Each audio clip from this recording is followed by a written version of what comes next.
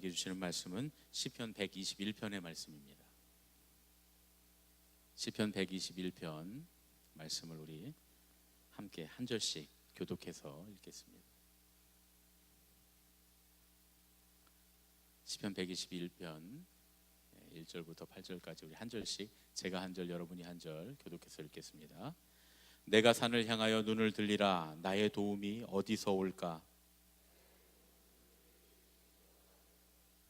여호와께서 너를 실족하지 아니하게 하시며 너를 지키시는 이가 졸지 아니하시리로다. 이스라엘을 지키시는 이는 졸지도 아니하시고 주무시지도 아니하시리로다. 여호와는 너를 지키시는 이시라. 여호와께서 내 오른쪽에서 내 그늘이 되시나니 낮에 해가 너를 상하게 하지 아니하며 밤의 달도 너를 해치지 아니하리로다. 여호와께서 너를 지켜 모든 환난을 면하게 하시며 또 내 영혼을 지키시리로다. 여호와께서 너의 출입을 지금부터 영원까지 지키시리로다. 아멘. 할렐루야. 지난주에 9시까지 제가 마치기로 약속을 했는데 아마 속회하시는 분들이 뒤에 계셔서 9시까지는 마치기로 했는데 지난주에 제가 한 10분을 더 했던 것 같아요.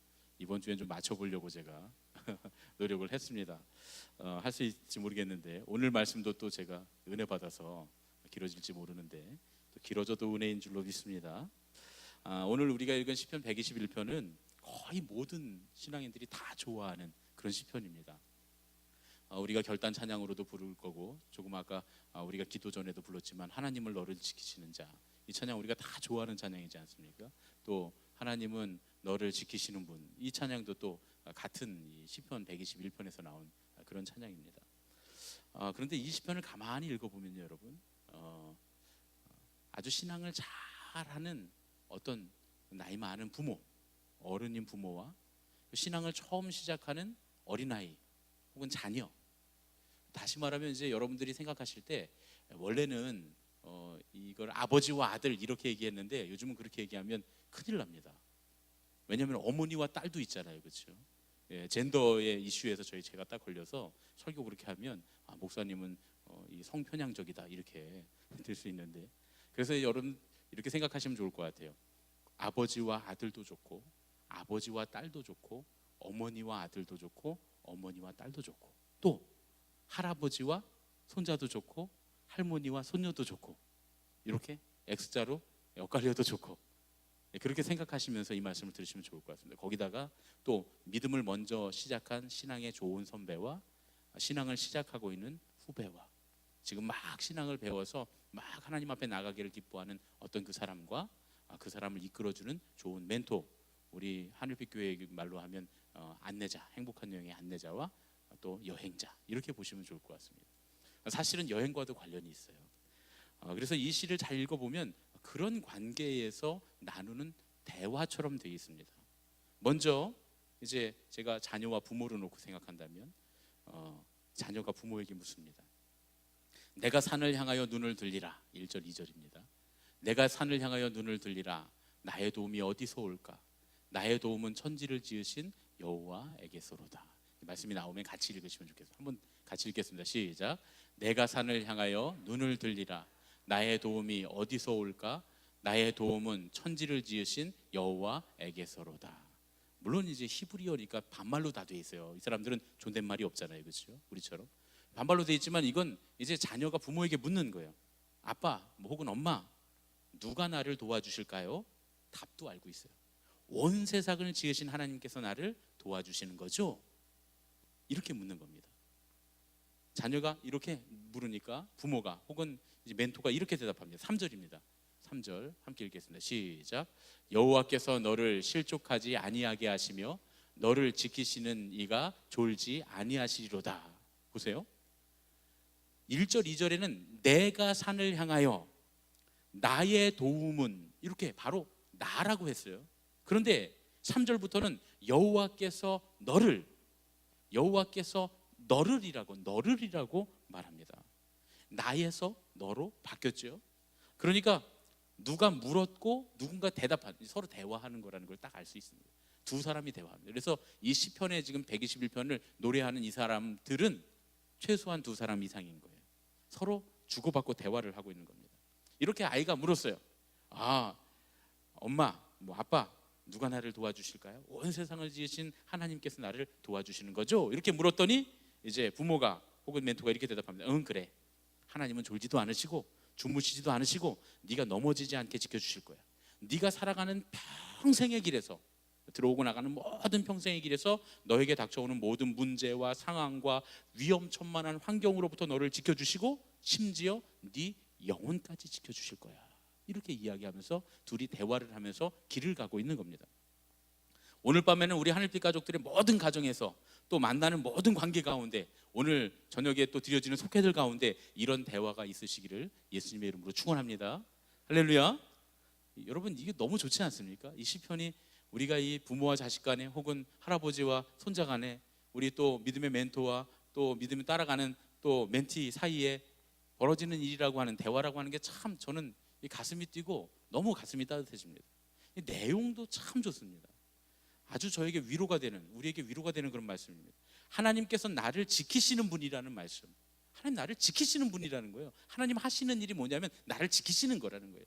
심지어 졸지도 않으시고 주무시지도 않고 나를 걸려 넘어지지 않도록 지켜주시고 닥쳐오는 고난을, 환난을 피하게 하시려고 또 내 영혼을 지켜주시고 나의 모든 출입을 언제든지 나를 지켜주시겠다, 이렇게 말씀하십니다. 여러분, 우리에게는 시련이 때때로 찾아옵니다. 자주 오기도 하고 가끔 오기도 하지만 시련이 안 오는 사람은 아무도 없습니다. 그럴 때 우리들이 물리적인 상처를 입습니다. 직접적인 손해를 보기도 해요. 이런 걸 우리가 물리적인 상처라고 말할 수 있습니다. 그러나 하나님께서는 그것들을 피하게 하시고 넘어가게 하시고 이겨내게 하시는 분이시다, 그런 말씀입니다. 그게 우리에게 참 위로가 됩니다. 그것뿐만 아닙니다. 우리는 그런 문제와 상황들과 환난을 만나, 고난을 만났을 때, 그런 시련을 만났을 때 마음과 영혼의 상처를 입기도 합니다. 그렇잖아요. 문제가 생기면 몸과 물질적인, 눈에 보이는 물리적인 손해도 보지만 우리 마음의 상처가 더 큰 문제입니다. 그런데 하나님께서 우리의 목자가 되셔서 졸지도 않으시고 주무시지도 않으시면서 우리를 보호해 주시기 때문에 우리는 그런 문제와 상황들에 걸려 넘어지지 않고 우리의 마음과 영혼을 지킬 수 있다는 거예요. 이게 오늘 시편 121편을 노래하며 이렇게 주고받는, 이야기를 주고받는 이 사람들의 노래입니다. 시편 121편에 나오는 시련, 이제 시련이 찾아오는데 이 시련은 조금 낯선 모양입니다.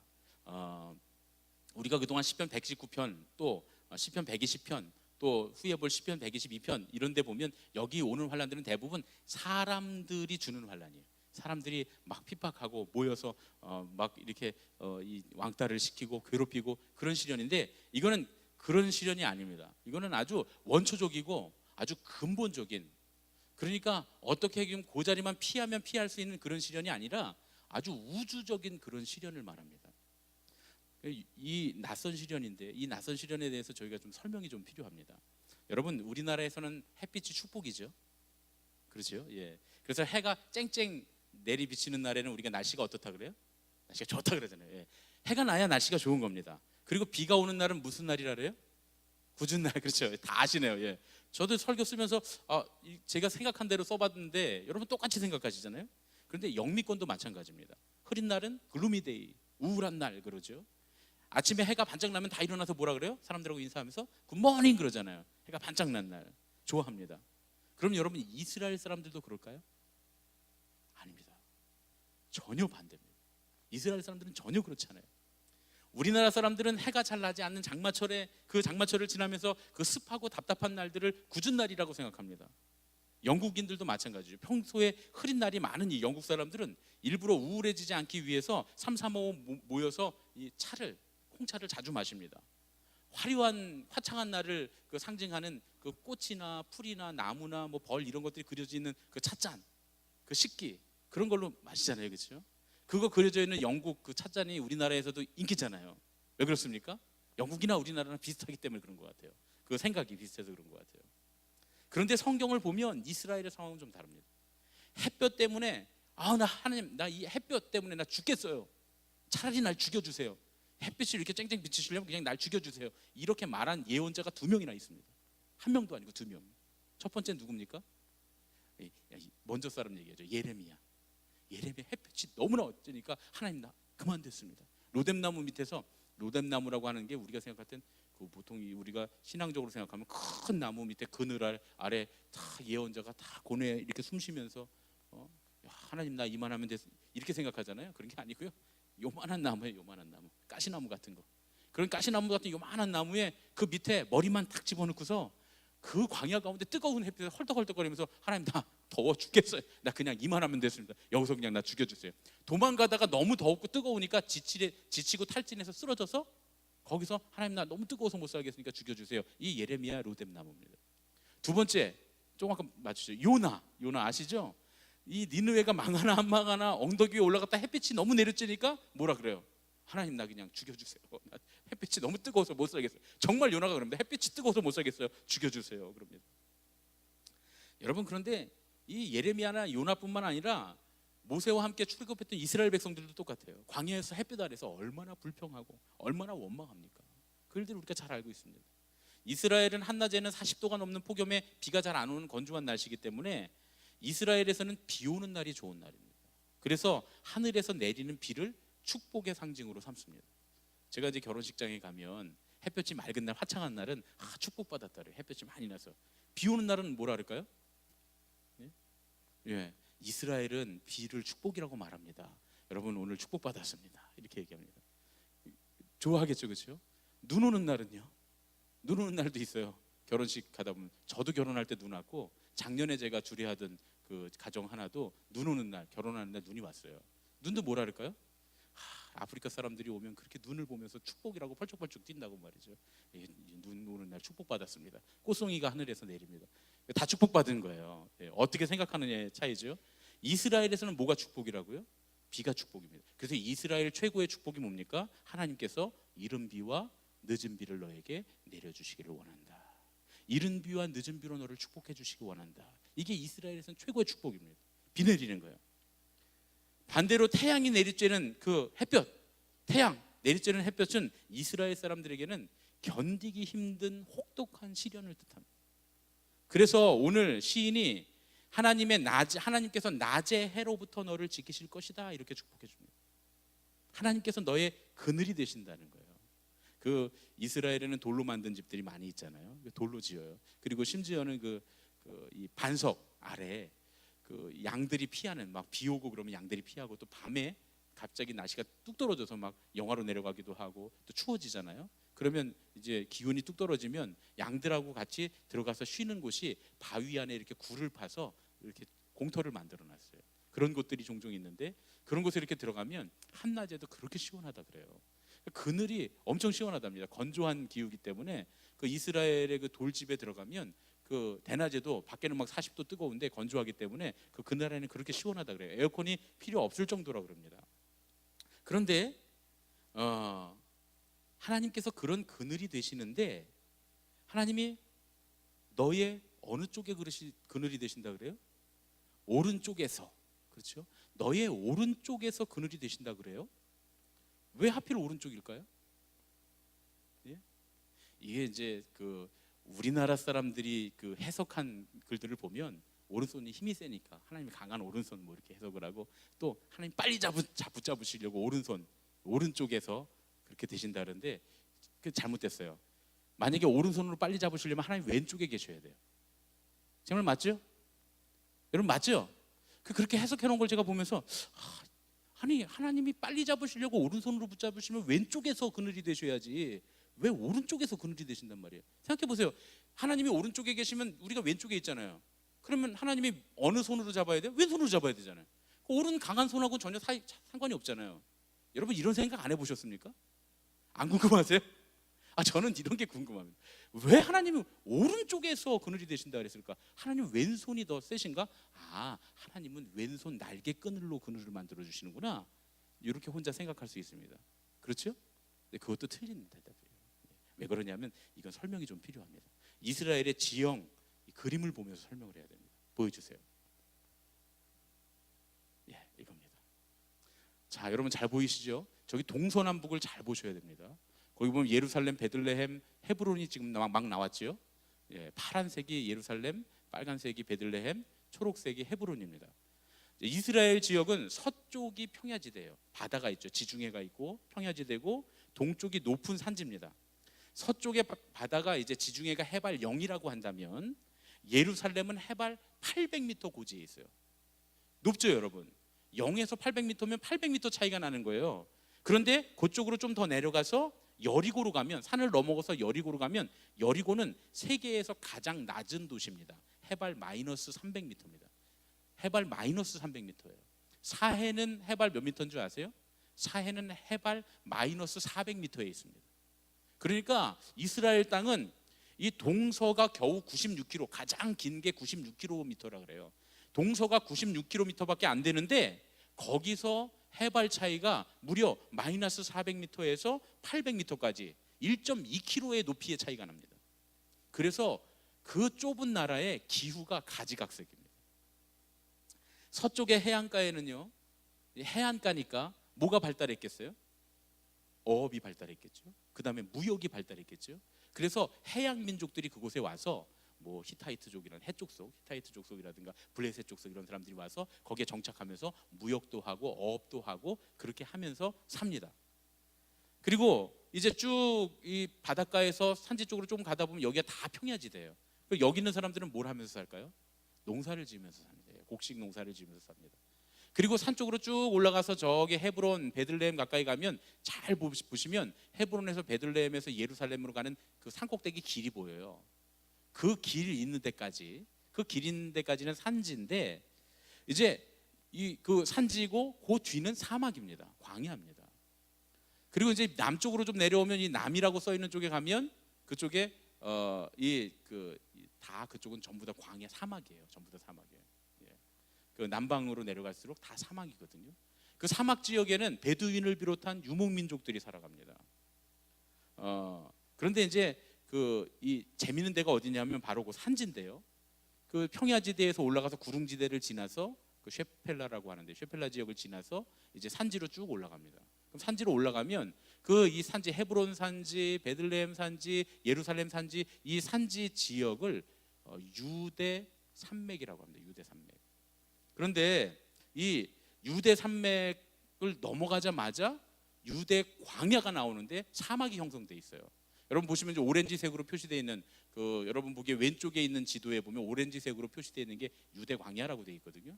근데 거기가 바로 산 뒤편입니다. 왜 그러냐면 서쪽에서부터 편서풍이 이렇게 불면 서쪽에서부터 구름이 이렇게 오다가 우리나라도 그 태백산맥에 걸려갖고 비 다 이쪽에다 뿌리고 넘어갈 땐 건조한 바람이 넘어가잖아요.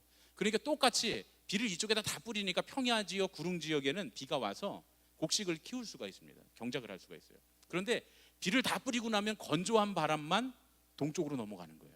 그래서 이 산지, 유대 산지 뒤는 유대 광야로 되어 있습니다. 그래서 유대 산지를 전체가 다 유대 산지지만 유대 산지의 서편은 유대 산지라고 부르고 유대 산지의 동편은 유대 광야라고 부르는 거예요. 여러분 아시겠죠?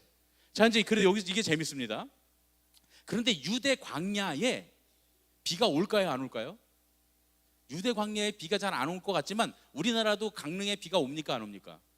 우리나라도 강릉에 비가 오잖아요. 근데 우리나라는 물론 이제 오호츠크의 기단 뭐 이런 것들이 있어서 이쪽에서도 탁 습기가 올라와 갖고 비가 오는 거지만 여기는 이제 1년에 2번 비가 내립니다. 보면 일단 동쪽에는 뭐 별로 없잖아요. 사해랑 갈릴리 호수 정도 있지 우리나라처럼 동해처럼 엄청 큰 바다가 있는 게 아니기 때문에 비가 1년에 2번 온답니다. 1년에 2번 오는데 6월절이 있는 4월부터 초막절이 있는 10월까지는 비가 하나도 안 내려요. 그래서 저기가 광야가 되는 겁니다. 아예 광야가 됩니다. 보통 이제 이스라엘에서 광야라고 부르면 이 출애굽할 때 모세 오경에서 나오는 그 광야라든지 혹은 이 예언자들이 얘기하는 광야는 이 남쪽 광야를 사막을 얘기하는 거예요. 사막을 얘기하는데 이 지금 시편에서 말하는 다윗이 주로 노래하는 광야는 내가 광야로 가서 내가 그곳에 머물기 원해 막 이렇게 찬양하는 노래 있잖아요. 그 다윗의 시편에 나오는 광야는 이 아래에 있는 사막을 말하는 게 아니라 저 유대 광야를 말하는 겁니다. 그런데 유대 광야에 1년에 2번 비가 내리니까 비가 내리면 10월이 지나가고 나서 이제 초막절이 지나고 나서 비가 내리기 시작하면 풀들이 조금씩 올라옵니다. 그 풀들이 조금씩 올라오는 모습을 가지고 뭐라고 얘기하냐면 그거를 푸른 초장이다 이렇게 얘기합니다. 푸른 초장. 그래서 이른 비와 늦은 비가 내리는 사이에는 저기 풀들이 나기 때문에 거기가 푸른 초장이 됩니다. 그러니까 다윗이 경험했던 푸른 초장, 내가 광야로 나가서 내가 쉬기를 원한다라고 고백했던 그 광야는 저 유대 광야를 말하고요. 푸른 초장도 어디 있어요? 유대 광야에 있습니다. 그래서 저는 이제 아직 이스라엘을 안 가봐서 한 번도 본 적이 없습니다만, 이스라엘에 살던 분들, 그분들의 얘기를 들어보면 에게 이게 무슨 초장이야, 이게 무슨 푸른 초장이야 할 정도로 아주 볼품없는 풀밭이 거기 있다는 거예요. 그런데 다윗이 말하는 푸른 초장 쉴 만한 물가가 그거예요. 그래서 어쨌든 그렇게 풀이 자라기 때문에 다윗처럼 유대 산지에서 살던 목자들은 풀을 찾아서 양떼를 이끌고 산맥을 여기저기 돌아다녀야 했던 거예요. 그래서 다윗이 돌아다닙니다. 이리저리 끌고 돌아다닙니다. 그런데 아버지 이세랑 형들은 집에 있었습니까? 양떼 끌고 갔습니까? 집에 있었잖아요. 어떻게 집에 있었죠? 예. 유대 산지의 서편은 비가 오기 때문에 거기는 경작을 할 수 있어요. 그래서 아버지 이세랑 형들은 다 거기서 경작하고 농사지면서 살고 있었던 거예요. 다윗만 맨 막내, 기대 없는 막내, 제일 무시당했던 막내 다윗이 양들을 끌고 목축을 도맡아 했던 겁니다. 제일 힘든 일. 유대 광야에서 이 양들을 끌고 이리저리 다니다가 1년에 한 번씩 집에 돌아오는 그 힘든 일을 이 다윗이 도맡아 했던 겁니다. 자, 여러분, 우리가 무슨 질문 때문에 지금 이스라엘의 지형을 찾아봤을까요? 예, 맞습니다. 예, 여호와께서 내 오른쪽에서 그늘이 되신다라는 말씀 때문입니다. 자, 그럼 이제 왜 내 오른편에서 그늘이 되시는가? 광야, 유대 광야에는 햇빛이 그렇게 쬐는데, 햇빛이 그렇게 쬐니까 햇볕이 가장 많이 쬐는 쪽이 어디일까요? 어느 쪽일까요? 제일 더울 때 해가 어디 있을 때죠? 남쪽에 있을 때.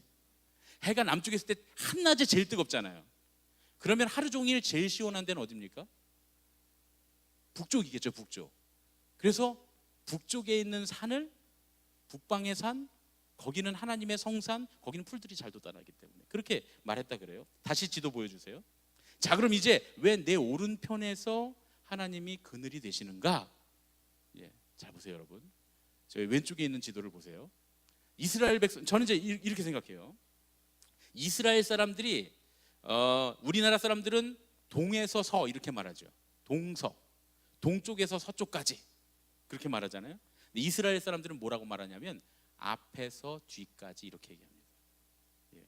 동서, 여러분들, 동서, 여러분 맞죠? 동서, 여러분들 보기에 동에서 서까지 이스라엘 사람들이 이거를 앞에서 뒤까지라고 말합니다.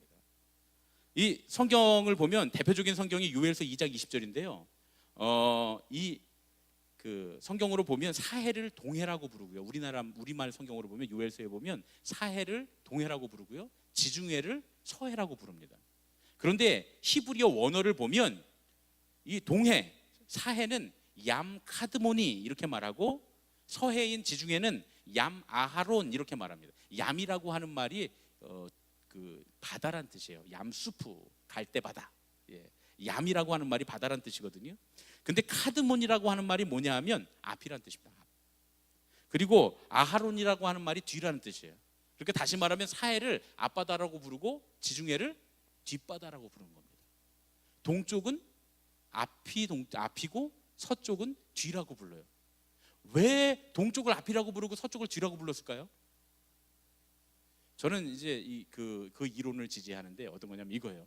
이스라엘 백성들이 처음으로 동서남북을 알아야 됐던 때가 언제냐면 출애굽할 때. 전에는 그냥 가족끼리 야 우리 저쪽으로 가자 그러면 저쪽으로 가면 됐어요. 그렇죠? 아버지가 저쪽으로 가자 그러면 다 가족들이 따라가면 됐는데 이스라엘 백성들이 그 어림잡아 200만 이상 되는 이스라엘 백성들이 애굽을 떠나서 가나안으로 올 때 그때 출발해서 고향을 향해서 갔던 길이 서쪽에서 동쪽입니다. 그렇죠? 서쪽에서 동으로 홍해를 건너서 이렇게 쭉 광야를 가로질러서 나중에 위로 쭉 올라오잖아요. 그렇죠? 시내산까지 쭉 갑니다. 그때 이스라엘 백성들의 앞이 어디예요? 동쪽이었죠, 동쪽. 이스라엘 백성들이 동쪽을 향해 갔으니까 앞이었습니다. 그때부터 방향이 동쪽은 앞이요, 서쪽은 뒤쪽이요. 예. 그렇게 됐을 거다라고 하는 설을 제가 지지합니다. 동쪽이 앞이 되고 서쪽이 뒤가 되면 북쪽이 현재 여러분들 이쪽이 동쪽이죠. 자, 동쪽이 앞이 되고 서쪽이 뒤쪽이 되면 북쪽은 왼쪽, 남쪽은 오른쪽. 남쪽은 오른쪽. 바로 그거예요.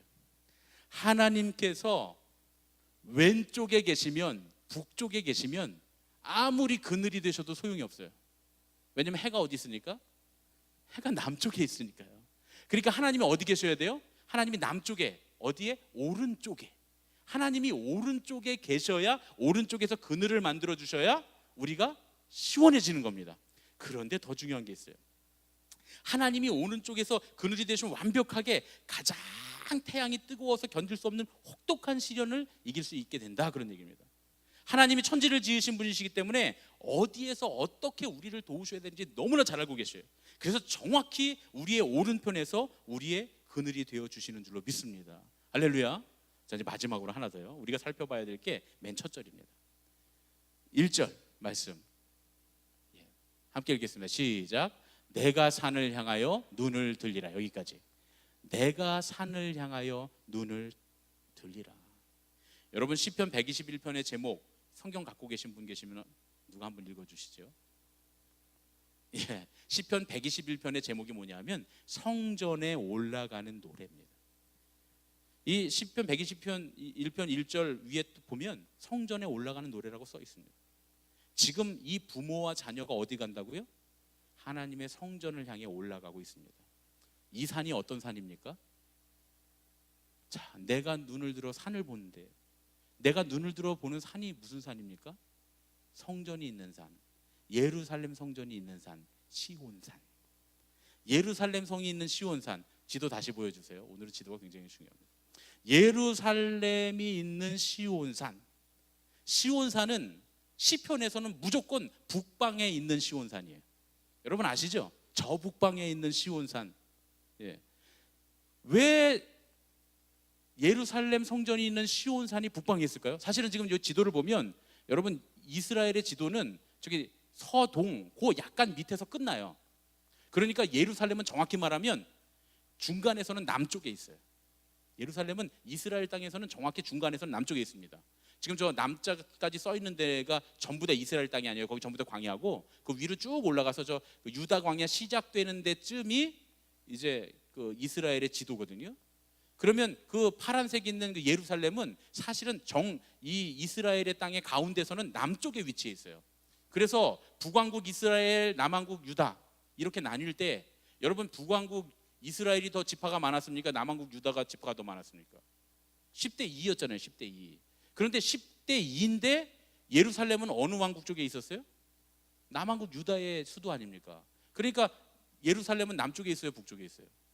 남쪽에 있죠. 근데 왜 저 북방에 있는 시온산이냔 말이에요. 여러분, 이것도 별로 안 이상하셨어요? 저만 이상합니까? 왜 남쪽에 있는, 엄밀하게 말하면 남쪽에 있는 시온산이 왜 저 북방에 있는 시온산이 됐냔 말이에요. 왜냐하면 잘 보세요, 여러분. 베들레헴에서 태어나서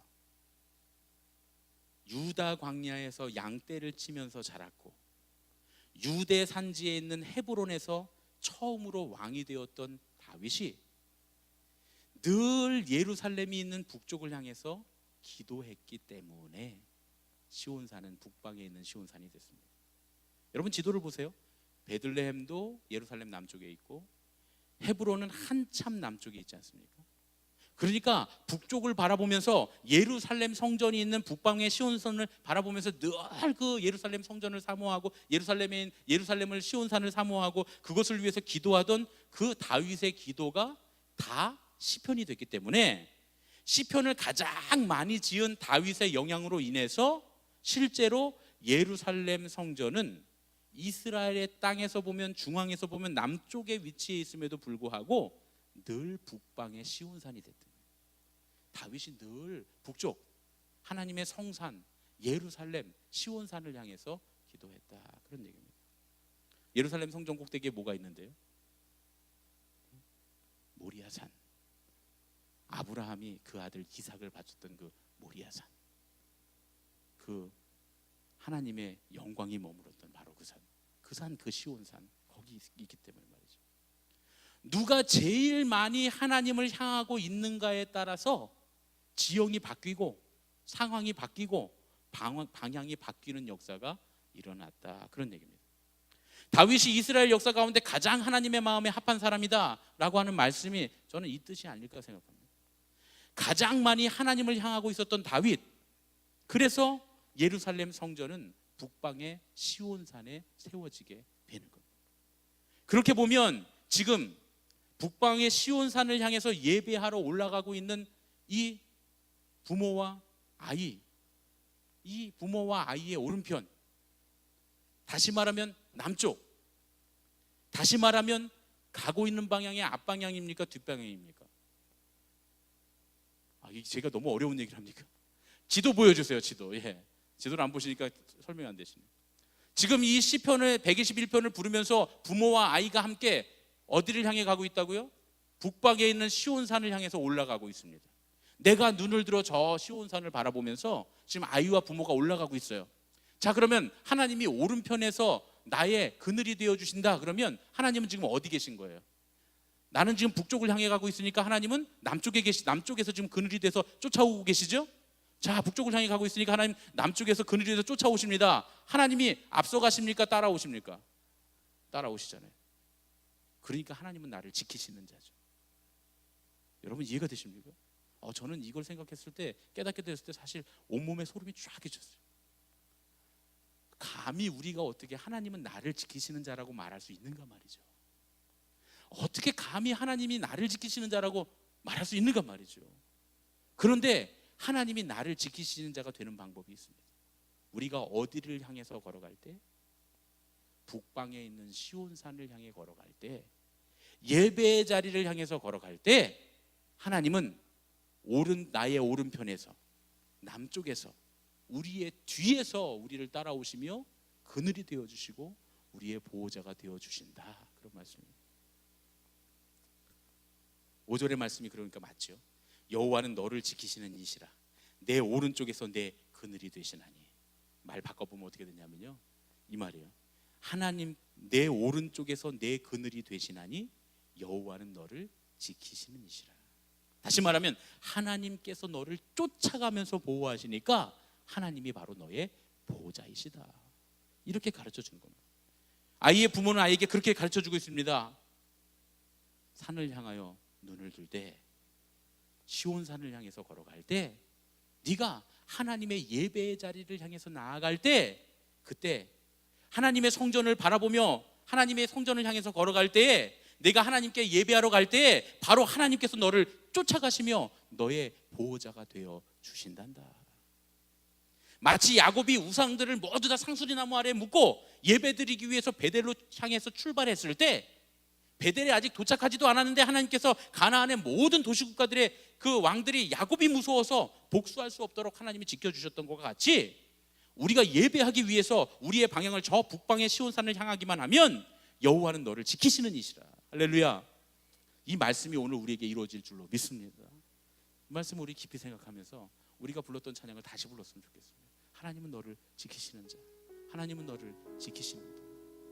하나님, 우리가 주님 예배의 자리를 향해서 나아가겠습니다. 그리고 나의 자녀에게, 나의 믿음을 따라오는 이들에게 예배의 자리를 향해서 나가라고, 예배를 향해서 가라고, 저 북방에 있는 시온산을 향해서 가라고. 그러면 주님께서 너의 우편에, 너의 뒤에서 너를 쫓아가시며 너를 보호하시는 보호자가 되어 주실 것이라고, 그렇게 말할 수 있는 그 간증거리가 나에게 있게 하여 주시옵소서. 그리고 나의 가족들에게, 나의 친구들에게, 나의 믿음을 따라오는 이들에게 그렇게 가르쳐 줄 수 있는, 확신에 차서 말해줄 수 있는 그런 믿음이 내게 있게 하여 주시옵소서. 이 시간 우리 함께 하나님은 너를 지키시는 자 찬양하겠습니다.